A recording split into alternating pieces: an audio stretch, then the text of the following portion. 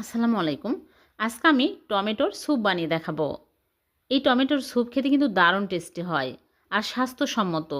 সবাই অনেক পছন্দ করবে। আশা করছি আপনাদের কাছে খুবই ভালো লাগবে। তাহলে চলুন রেসিপি শুরু করি। এখানে আমি পাকা টমেটো নিয়েছি 4টা।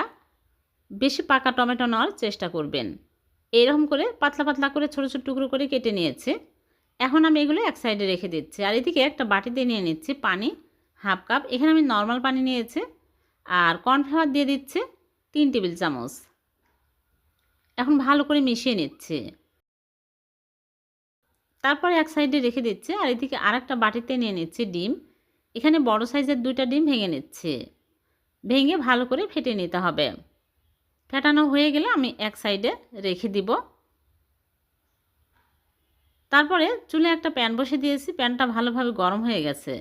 এখন দিয়ে দিচ্ছি বাটার। এখানে আমি বাটার নিয়েছি। আপনারা চাইলে সয়াবিন তেলও দিতে পারবেন।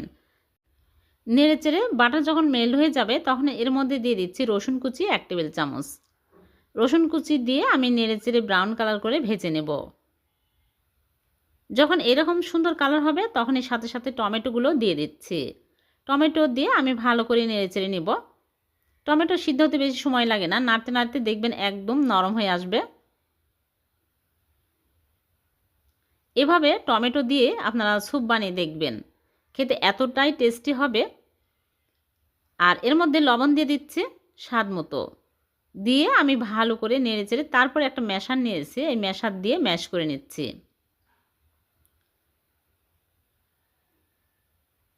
ভালো করে ম্যাশ করে নিতে হবে। রেসিপি যদি ভালো লেগে থাকে লাইক কমেন্ট শেয়ার করতে ভুলবেন না। এর মধ্যে পানি দিয়ে দিচ্ছি।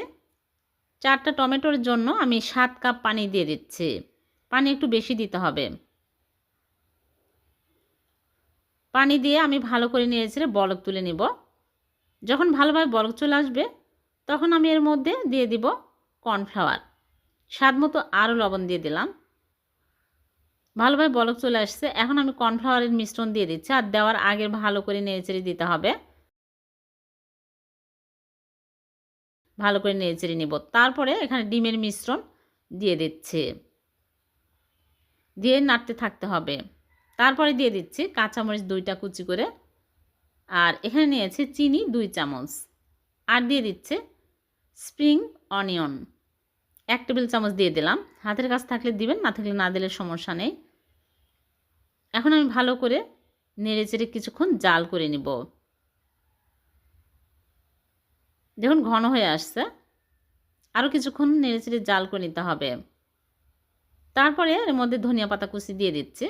হাতের কাছে থাকলে দিবেন, না থাকলে না দিলে কোনো সমস্যা নেই।